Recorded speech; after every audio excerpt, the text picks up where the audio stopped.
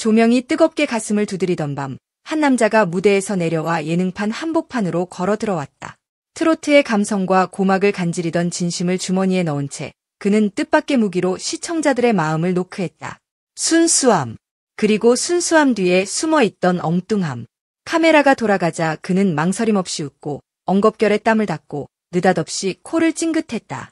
이름은 박지현.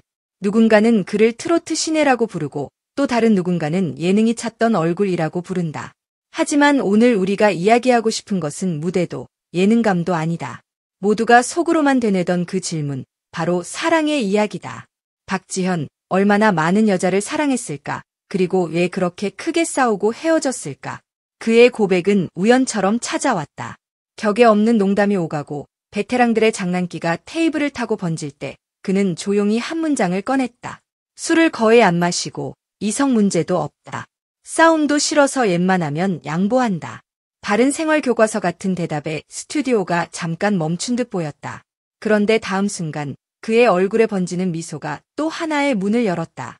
그럼에도 헤어진 이유요. 크게 싸워서요. 이 짧고 단단한 문장 하나가 그를 단숨에 인간으로 만들었다. 완벽한 듯 보였던 이미지가 균열을 드러내자 그 틈 사이로 그의 진짜 온기가 스며들었다. 사랑 앞에서 누구라도 서툴러질 수 있다는 사실, 그 평범함이 오히려 비범하게 빛나는 순간이었다.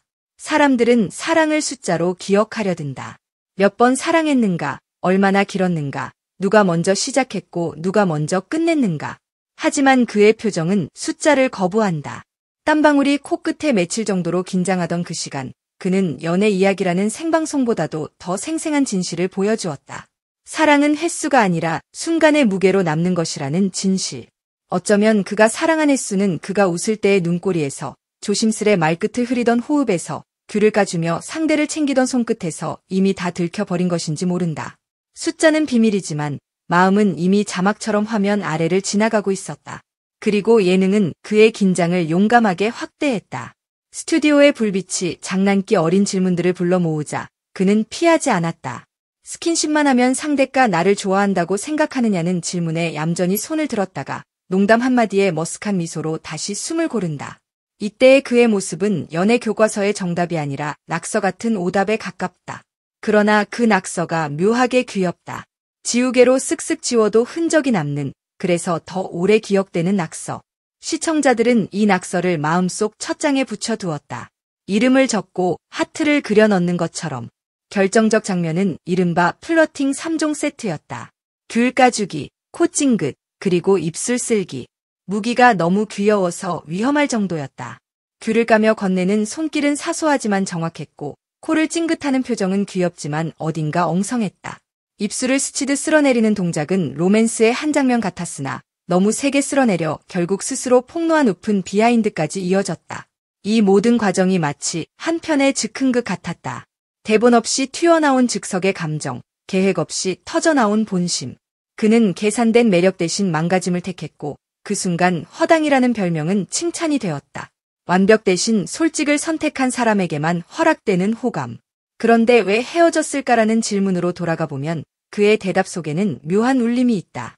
싸움을 싫어해도, 양보를 잘해도 어떤 사랑은 무너진다. 무너지는 사랑은 대개 조용히 금이 간다. 연락의 빈도가 줄고 사소한 이야기가 고백이 되지 못하고 서로의 하루의 관심이 조금씩 덜어지는 사이에 작은 균열이 자란다. 그 균열이 어느 날 갑자기 번개처럼 하늘을 가르는 순간 크게 싸웠다라는 번역이 탄생한다. 그 번역의 뒤에는 쌓이고 쌓인 오해와 서운함이 단단한 바위처럼 있다. 아마도 그는 그 바위를 맨손으로 옮기려고 했다. 양보라는 방식을 들고 좋은 사람이 되고 싶은 마음을 어깨에 맨 채로. 그러나 때로는 가장 좋은 사람이 가장 먼저 지친다. 좋은 사람일수록 상대에게 미안해하고 그래서 끝내 솔직하지 못해지고 그 솔직하지 못함이 결국 오해를 키운다. 그가 말한 크게 싸움은 그래서 비명이라기보다 마지막으로 내는 신호였을 것이다. 이제 그만 멈추자고, 서로를 더 상하게 만들기 전에. 연예인은 숨어 다녀야 하지 않느냐는 그의 말 역시 단순한 농담이 아니다. 사랑과 팬 사이에서 길을 찾는 일은 늘 어렵다. 공개하면 상처가 커지고 숨기면 진심이 흐려진다. 그래서 그는 자제하겠다고 말한다. 이 5글자의 약속은 한 편의 사랑 노래보다 더 길게 남는다. 왜냐하면 자제한다는 말 속에는 유혹과 욕망과 설렘과 두려움이 모두 들어있기 때문이다. 그는 펜 앞에서 자신의 감정을 주머니에 넣는 법을 배웠고 그 대신 무대와 방송에서 웃음과 노래로 마음을 꺼내 보였다. 사랑을 감추고 마음을 드러내는 역설. 그 역설이 그를 요즘 예능이 가장 아끼는 얼굴로 만들었다. 그렇다면 그는 얼마나 많은 여자를 사랑했을까? 궁금증은 당연하지만 대답은 의외로 간단하다. 필요한 만큼. 살아오는 동안 외롭지 않을 만큼. 그리고 무엇보다 진심이 무너지지 않을 만큼. 사랑의 횟수는 호기심의 숫자 노름이 되기 쉽다. 하지만 진짜 질문은 횟수가 아니다. 그는 사랑에서 무엇을 배웠는가? 어떤 장면을 끝까지 붙잡았고 어떤 말을 끝내 하지 못했는가? 귤을 까주며 상대의 손을 대지 않게 했던 주의 기품, 코를 찡긋하며 웃음을 건네던 용기, 실수처럼 드러난 허당미를 감추지 않던 정직함. 이 모든 것이 사랑의 언어였다면 그의 사랑은 많았다.